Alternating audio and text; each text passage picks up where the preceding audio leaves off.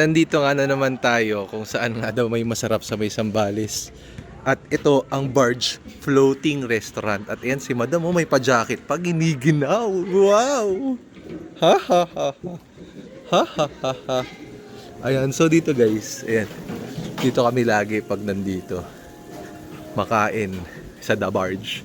So pwede ka mag-fishing dyan. Ayan. Malaking electric pan. So, ayan, pwede mag-fishing dyan. Tapos yun yung Dawal Lakeside. So, ayun. Ito na nga, hindi niya na mapigilan ng sarili niya. Umorder na agad siya ng halo-halo. Wala pa kayong pagkain, dessert na agad yung una. Kaya pala nag-jacket. Ayan. Giniginaw-ginaw niya. Ayun, no? Yum. Isang order lang to guys. Ito yung Barge Burger.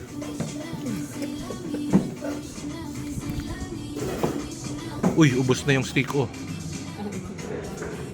Ito na nga, mga bossing, calamares. Kinain niya na yung 6. Sizzling sweet. Tapos, ayan, sizzling squid.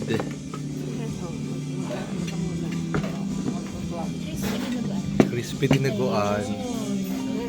At, ayan, rice. Ito, good for 2 to 3. Pero yan, 3 ganyan. Nasaan ka na? Takaw.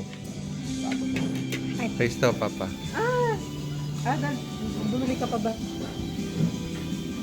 So yun lang. Let's go! The Barge. Pero ito, ayan, dagdag lang natin. May pasisig pa. Sisig. Oh, alas 4. Let's go. The Barge.